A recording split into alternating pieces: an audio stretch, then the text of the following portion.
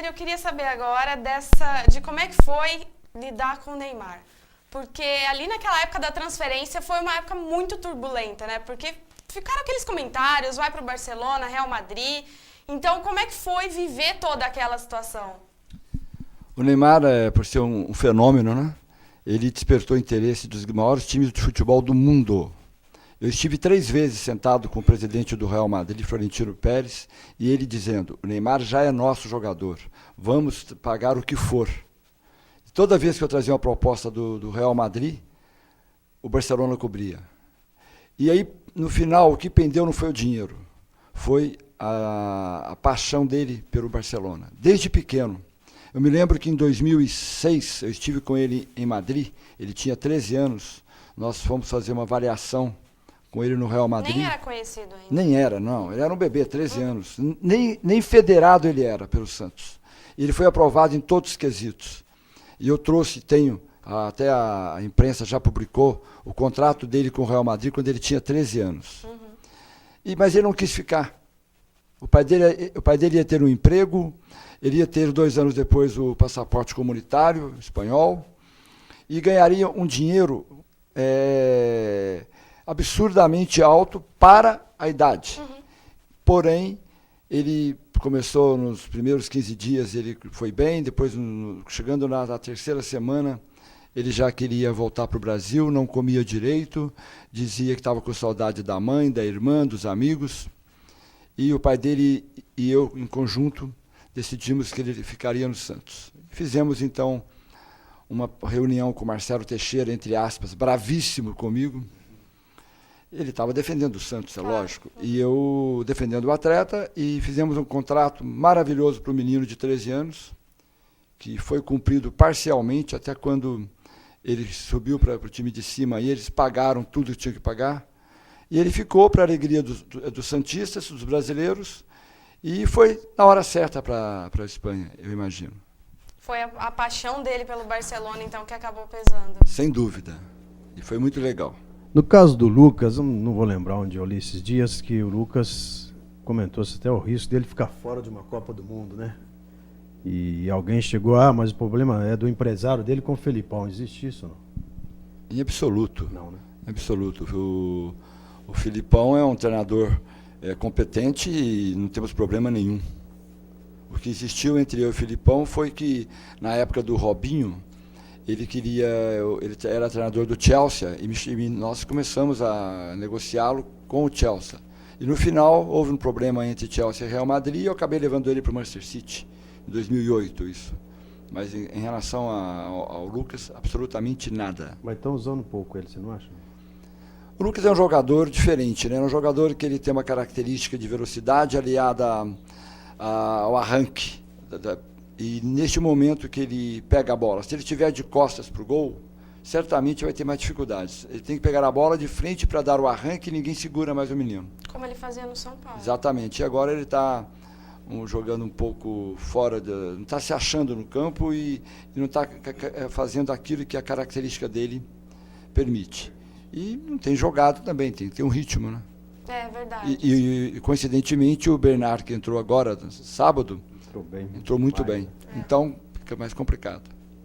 Mas a gente torce por ele. Não torce, principalmente depois que ele esteve com a gente, que, né, graças a você naquele jogo beneficente, e ele passou tudo que aquilo a gente vê pela televisão, aquela simpatia, aquele carinho com as crianças. Ele é muito carismático. Fantástico. E o Neymar também, viu? Se o Neymar vier aqui, você vai ver, o pessoal vai pôr ele no passa colo. Isso também. Porque ele também é um garoto muito... Aquela imagem dentro de campo, aquele cabelinho, que dizem que ele é arrogante, é nada disso, é que ele gosta de se sentir bem daquele jeito. E é uma criança muito humilde. E ele tem passado aí, eu estava prestando atenção no jogo do Brasil, mais uma vez ele entrou com o filho, né? Você vê que ele não esconde, ele demonstra aquele carinho de pai. E além de tudo é um exemplo, né? Passa um Porque exemplo. Normalmente quantos garotos na idade dele fazem essa... O que aconteceu na vida de uma moça e depois tchau. Não. Isso que eu tô falando. Ter pai, olha a diferença que ele está passando. Vai ter pai, vai ter família, ele dá toda a estrutura para o menino. E falando dos dois, já que nós estamos falando do Neymar e do Lucas, como é que está a distância deles com a família? Eles já se adaptaram aos novos países? Olha, o Lucas já está lá com a mãe, O pai faz visita mensal, 1, 2 vezes por mês. O pai vai, porque tem a vida dele aqui no Brasil. E o Neymar chegou agora, já está ambientado, adaptado, mora numa casa, num bairro maravilhoso. E, lógico, saudades do Brasil tem, mas os amigos dele lá, o Toys, eles estão sempre com ele. E a mãe dele e a irmã dele estão sempre lá, vão e voltam. E eu estou indo para lá agora, semana que vem. Aí sim, Tony. Mas, Ribeiro, e o futebol brasileiro? Estamos vivendo tanta coisa, só tem um jogo da seleção que eles já vão para a rua para quebrar tudo, né? Está tudo em cima da Copa do Mundo, da seleção. Parece que é só esse o problema do nosso país. E o futebol brasileiro num todo, o que você tem pensado em... Veja, o futebol brasileiro, essa Copa das Confederações foi um exemplo, né? Nós entramos desacreditados, a Espanha era a grande favorita, e terminamos como a seleção do momento, demos um chocolate aí na Espanha que não teve nem o que dizer, foi fácil, poderia ter sido 5, 6.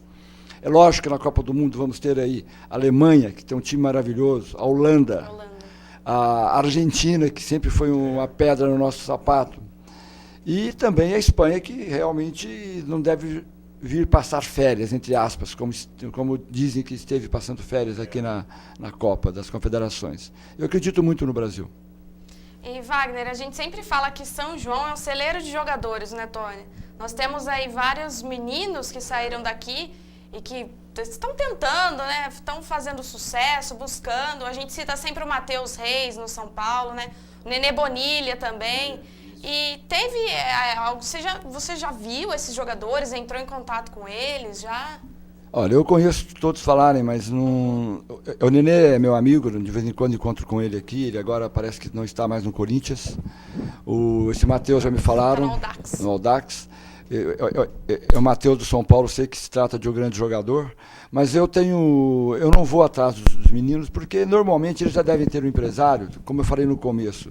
Tem que ter ética, eu não gosto de entrar em bola dividida, e eu prefiro que as coisas aconteçam naturalmente. Matheus Reis, que está no São Paulo, está disputando a Copa do Brasil Sub-20, né? Já ganhou lá no Paraná, do Paraná Clube, joga agora no meio de semana contra o Paraná Clube lá no CT do São Paulo, vive um bom momento no Sub-20 paulista também. Agora eu não me conformo, Wagner Ribeiro, que enxerga como ninguém, Neymar, nossa, e não me arruma um time, mas time da Europa, por melhor goleiro que nós temos aqui, que é o Cássio. Melhor que o Cássio do Corinthians. Melhor que o Cássio do Corinthians. Eu conheci o Cássio um pouco tarde, viu? Mas como goleiro? Como cunhado é maravilhoso, é um excelente goleiro, mas um pouco tarde. Mas é um moço bom, a gente tem uma amizade muito grande com ele. E ele encarou algumas experiências aí no futebol, né? Ele rodou principalmente no Boa Vista, né? Ali aqui de São verdade. João, mas é uma dedicação enorme. E hoje é um profissional da educação física no Palmeiras. Inclusive do próprio Palmeiras, ontem eu estive com o ex-presidente do Palmeiras, é um doutor Antenor. Antenor Zé Bernardes. Com ele, com a família dele, a esposa, a filha Marta, o Quincão. E ele me disse coisas muito bonitas sobre o Palmeiras. Ele é um apaixonado. Ele disse que o Palmeiras subiu uma época e naquele momento houve uma mudança de rumo e eles fizeram intermediária. O Palmeiras não chegou na A. Eu acho que aqui tem tudo para... O pessoal gosta de futebol, tem tudo para disputar uma A e ter grandes times de futebol, porque a região é muito rica. A região é rica, envolve o sul de Minas também. O Palmeiras tem essa história do Dr. Antenor, né? Antes do Dr. Antenor, o pai dele, né? E depois do Dr. Antenor, e depois sem o Dr. Antenor. A história dele realmente é muito bonita com o nosso Palmeiras, mas acrescentando isso, você tem toda a razão. Do lado de lá tem a Esportiva também, que tem um histórico de futebol. Também, é verdade. Fantástico. A cidade ainda acredita nisso, e já ouvi ser citado, né, o seu nome, né? Numa junção, numa união da cidade em torno de termos do futebol profissional. Eu estou aqui pronto para ajudar. Eu gostaria de ver esse time aqui da cidade e disputando aí uma Série A do Paulista e depois outros campeonatos, lógico, e também a alegria do povo aqui no estádio, como aquele dia que o Lucas veio aqui, o estádio lotou. Foi. Então, isso é que é legal. O interior combina com o futebol domingo à tarde. A televisão atrapalhou um pouco, né? Porque 4 horas da tarde todo mundo fica em casa. Mas poderia fazer o jogo um pouco mais tarde. São João respira esporte, respira esporte e futebol. Eu já vi o Wagner em jogos do Amador também, onde nós temos um grande público hoje no futebol amador de São João também, no qual o Cássio faz parte, né? Goleiro dos times aqui do Amador. Então São João tem esse gosto pelo futebol, principalmente pelo esporte. Tá faltando essa junção, essa união, né?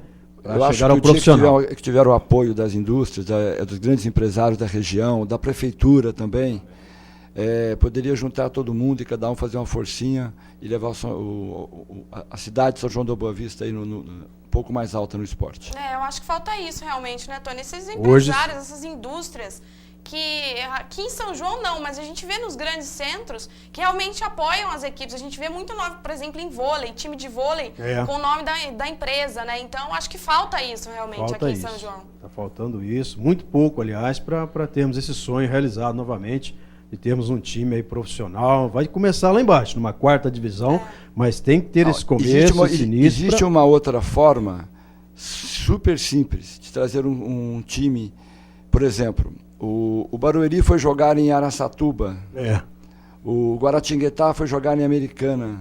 O outro foi jogar lá em primeira Presidente divisão. Prudente. Então poderia trazer um time da primeira divisão do Campeonato Paulista para vir aqui formar o São João da Boa Vista, entre aspas, com outro clube que vier. Seria uma coisa interessante e rápida, porque disputaria imediatamente o campeonato do próximo ano.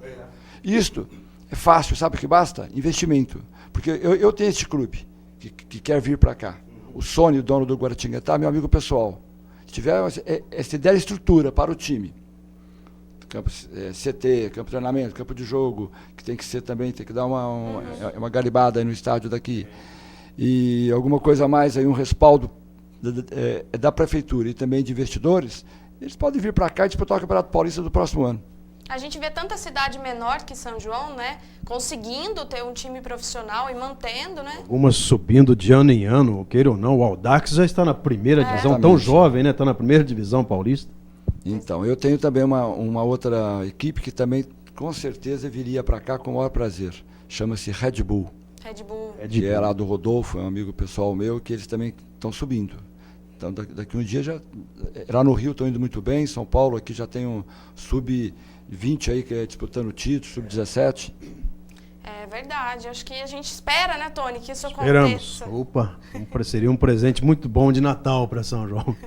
Bom, mais uma paredinha no programa, na volta a gente conversa um pouquinho sobre o Campeonato Brasileiro. Nós voltamos já. São Paulo, hein?